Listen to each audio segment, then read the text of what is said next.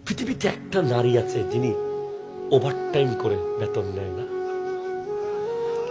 যিনি 24 ঘন্টা চাকরি করে বেতন নেয় না, যিনি চাকরি করার সময় প্রতি সেকেন্ডে সেকেন্ডে বকা খায়, বেতন নেয় না, যিনি ঘুমানোর সময়ও উঠে যেতে হয় আধা পথে, প্রতিবাদ করে না, খাওয়ার সময় নিজে না খেয়ে পরিবারকে খাওয়াতে হয়, প্রতিবাদ করে না, বেশিরভাগ সময়ে পোড়া ভাতগুলো খায়, বেশিরভাগ সময়ে বেঁচে যাওয়া হাড্ডি হুড্ডি তরকারির এই সেইগুলো খেয়ে জীবন কাটায়। কোনোদিন মন খুলে বলে নাই, বাবারে আমার একটা শাড়ি কিনে দিবি, বাবারে আমার এক জোড়া জুতা কিনে দে।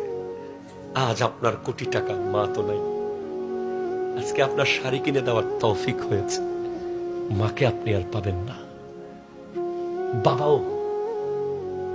বাবা তো প্রতিদিন চাকরি ছেড়ে দিতে চায়, বসের গালি খেয়ে, বসের বকা খেয়ে কত রকমের কথা শুনতে হয় অফিসে, কত রকমের কথা শুনতে হয় কাজের জায়গায়।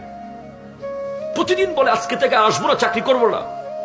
বাসায় গিয়ে যখন আমাদের মুখটা দেখে আবার বলে আমার ছেলেগুলো কেমনে কি খাবে, আবার চলে যায় যিনি, যার গেঞ্জিগুলো ছিঁড়া গর্ত গর্ত হয়ে যায়, তার নাম বাবা, ঠিক না? আমি তো বলি পৃথিবীর সমস্ত মুচি যারা জুতা সেলাই করে ওদের সবার ব্যবসা বন্ধ হয়ে যেত যদি পৃথিবীতে বাবা না থাকতো। কারণ পৃথিবীতে যত জুতা সেলাই হয় তার মধ্যে আপনি খবর নিয়ে দেখেন 70 থেকে 80-90% জুতা বাবাদের জুতা।